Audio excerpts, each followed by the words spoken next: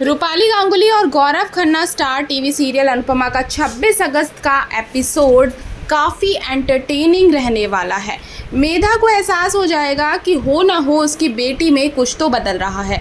वह जाकर अपने पति को दिखाएगी कि कैसे प्रिया पहले की तुलना में कहीं ज़्यादा खुश रहने लगी है। जहाँ पहले वो गुमसुम रहती थी वहीं अब वो डांस भी करती है और बाहर के खाने का ऑर्डर भी करती है। वह फौरन शहर छोड़कर चलने के लिए कहेगी, लेकिन उसका पति नहीं मानेगा। आद्या मौके को समझती हुई ऐसी बातें करेगी जिससे मेधा इसी शहर में रुकने को मजबूर हो जाएगी। उधर अनुपमा के मन में यह बेचैनी बढ़ती जा रही है कि मेधा के घर में उसकी बच्ची हो सकती है।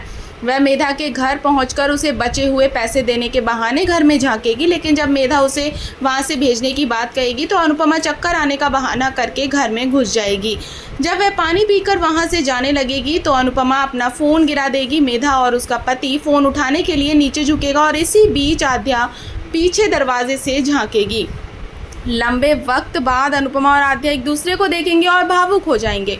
अनुपमा चाहकर भी कुछ नहीं कर पाएगी क्योंकि आद्या उसे चुप रहने का इशारा कर देगी, लेकिन अब वह जानती है कि उसकी बेटी इसी घर में रहती है। अनुपमा के दिमाग में बस अपनी बच्ची का डरा सहमा हुआ चेहरा ही घूम रहा है। अब देखना ये होगा कि वो कैसे आद्या को मेधा के चंगुल से निकालेगी। इधर यह सब चल रहा होगा और उधर शाह निवास में वनराज शाह आधी रात को जाकर लीला बा को जगाएगा। लीला पूछेगी कि सब ठीक है तो वह कुछ नहीं कहेगा, लेकिन थोड़ी देर बाद कहेगा कि हमें मीनू की शादी कर देनी चाहिए। असल में वनराज शाह ने मीनू और सागर को रोमांस करते हुए देख लिया है और अब यह बात उसके जहन में बैठ गई है कि किसी तरह मीनू के हाथ पीले करके उसे इस घर से भेज देना चाहिए।